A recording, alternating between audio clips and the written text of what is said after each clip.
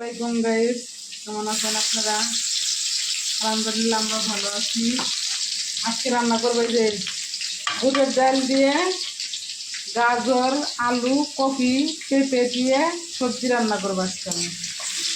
এটা হ্যাঁ, সেজন্য পেঁয়াজ ভেজে নিয়েছি, মশলা কষাই নিয়ে তারপরে করবেন। আপনারা দেখতে থাকুন। পানি দিয়েছি, মশলা কষাই নেব সবজির জন্য। আদা রসুন বাটা,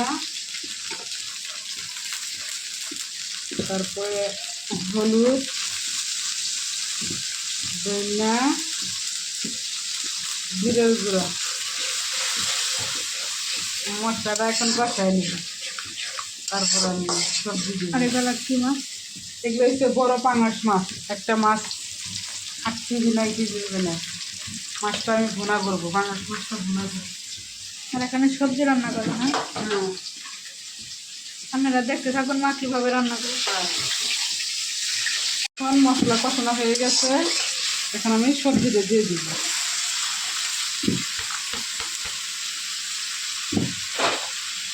সবজি দিয়ে দিলাম।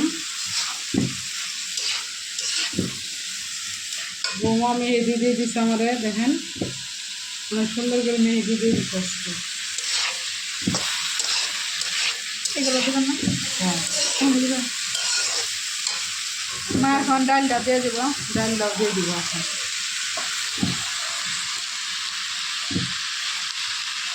এরা প্রথমবার খাওয়াবো আমাদের। হ্যাঁ, ডাল দিয়ে সবজি, কিন্তু সবজি খাইছি কিন্তু ডাল দিয়ে খাইনি। ডাল দেখেনি, এই জন্য প্রথম দুধের ডাল। এই জন্য আমার প্রথম আছে সবজি দিয়ে ডাল দিয়ে রান্না করতে।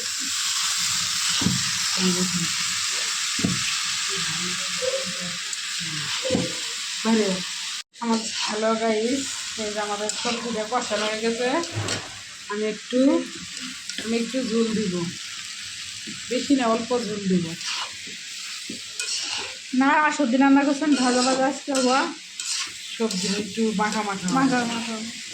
রুটি দিয়ে খাওয়ার জন্য। ভাত দিয়েও খাওয়া যাবো, রুটি দিয়েও খাওয়া যাবে।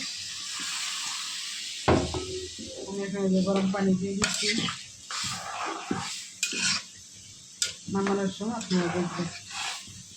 আমাদের সবজি হয়ে গেছে গাইস, দেখেন আমি নামায় নিতেছি সবজিটা।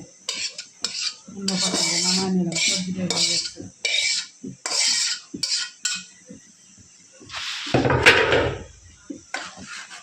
আমাদের সবজিটা হয়ে গেছে একদম। ওই যে হোটেলে সবজি বেশি এরকম সবজি বানাইছে আজকে। পরোটা দিয়ে রুটি দিয়ে খায় সেরকম সবজি বানাইছি।